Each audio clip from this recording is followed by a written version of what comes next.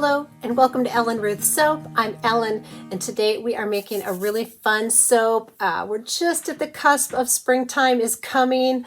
At my area in Tennessee, we still have freezing weathers, but the daffodils are poking through and the very earliest stages of spring are happening. And it made me think of this fragrance. It's lavender and basil from Wholesale Supplies Plus. I've soaped with this before. It soaps behaves very well. So that's the fragrance. And for the colors today, for the lavender, I have lilac mica, which to me is like a lavender purple. So that's going to be the lavender representation. And for the basil, I have this, it's called Martini Olive Green. But you know how basils have that sort of bluish green? They're not like a bright green, so I'm going to use this. It's going to be my basil color. So these two together will be swirled on the inside of the body of the soap, and I'm going to do some piping on top. I'll probably try to do like little lavender stems and leaves. So I will be pulling off some for piping, and I'll show you the tips I'm going to use when I get there. I haven't even pulled them out yet, but it's all up here in my head.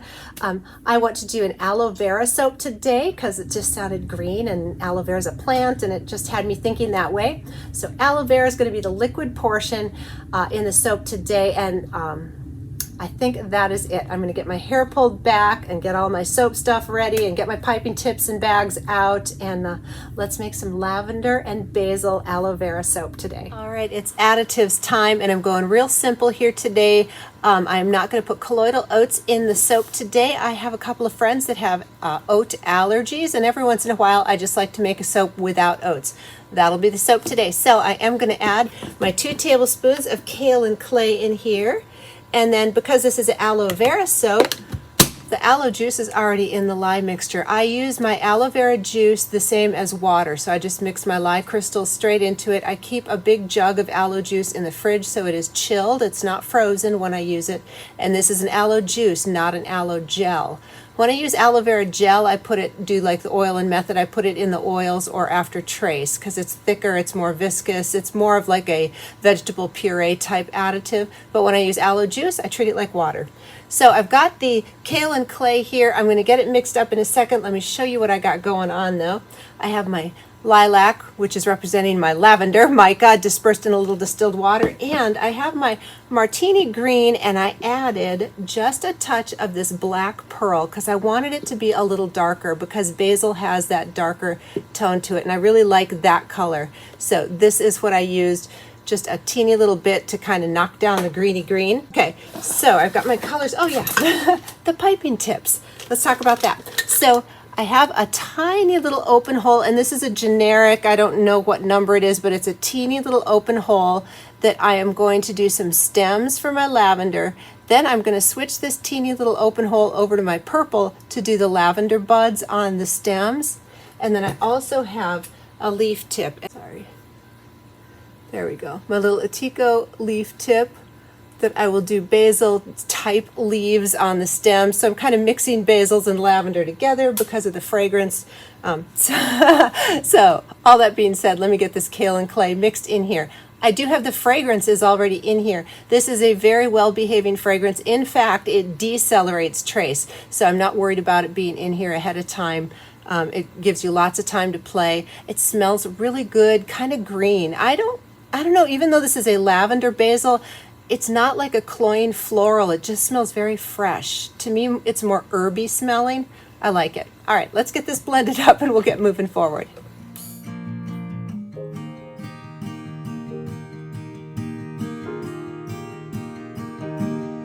All right, it's time to add our lye into the oil mixture here. And so in here I have a 50-50 blend of aloe vera juice and distilled water that I did add cane sugar, tussa silk, and sodium lactate. So that's what's going on in here in the lye pot. And again, the aloe juice really just reacts just like water. I don't have any scorching issues or anything. I get asked a lot and people get confused. They think I'm using aloe gel, and that's it. I treat that differently, like I said. So just overstating here because I get a lot of questions on it. So I'm going to go ahead and get up to a light trace before I split off for the colors. Then I want to do a hanger swirl in the body. And then we'll just wait for piping consistency to do some little pretty flowers on top, kind of spring inspired.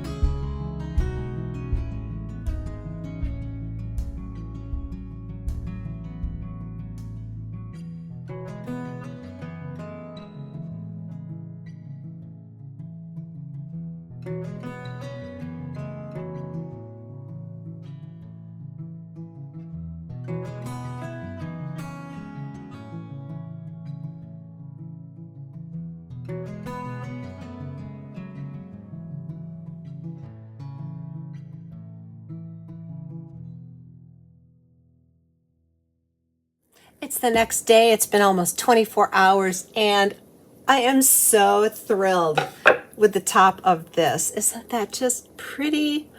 And I don't think that each bar is going to get like a full thing. I don't know that I lined those up, but the whole theme is beautiful, and you'll at least get some of the lavender stems on when I cut the bars. But I'm so tickled with how that turned out. I was very tempted to come in and like fill up the space and with swirls and dots, and I decided to leave it a little more simple. So there it is. I did get my little soap flowers poured with the extra piping.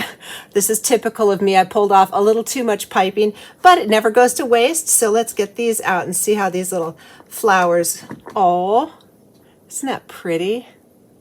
So these will go on the curing rack and go up in the shop when they are cured. I sell, anytime I have extra batter, I make little flowers, and there's a whole little soap flower thing in my soap shop that these are just wonderful little guest soaps. So, all right, there those are. Let's get this out of the mold and see how the inside and that hanger swirl came out.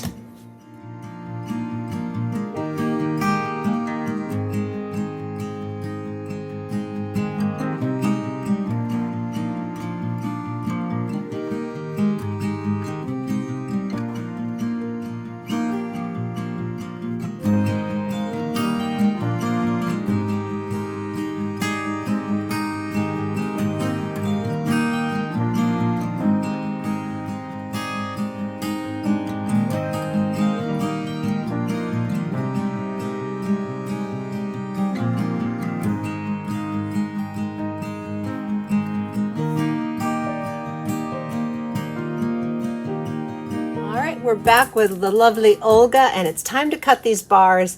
And my big challenge is going to be trying to get the most, of the whole decoration on each bar. And I know it's not going to be even. I mean, look at the space between those two.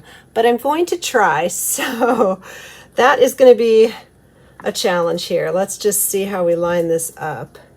I guess I'm going to use the little green leaves as sort of my guide.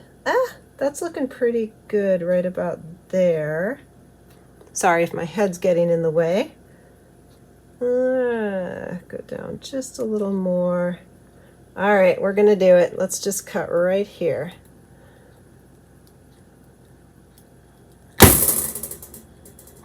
All right, oh, this swirl. This is gonna be awesome. So pretty. And I got most of it on there. Aren't those just delightful, happy? Oh, that's upside down. There you go. Wow, I am just tickled pink. All right, let's do one. I've got to do this. Anytime I have a hanger swirl, I got to do it. Oh, pretty. I'll do more soapy swirls at the end. Oh, I'm loving how that green came out also. And the reason that I left the oats out of this was because of my girlfriend with sensitivities, but also it doesn't have any of the little speckles that you get from the oats, which I love. It looks really, earthy and pretty, but sometimes I don't want those speckles. So just the aloe vera and the clay made a very smooth finish. Super duper happy. Oh, mercy. Love, love, love. All right, let's keep cutting the rest of these and see what we get on the rest. Let's move on to the next loaf. I am really loving this fragrance. It is very fresh and not too florally. I just think it's wonderful. I would even go so far as to call it a unisex fragrance. Oh boy, this one I'm going to have to cut some flowers on. Let's decide which flowers we want to cut. All right. What's going to get me the most green? Oh boy. I think that is going to get me the most flowers on each one. All right. Just got to do it.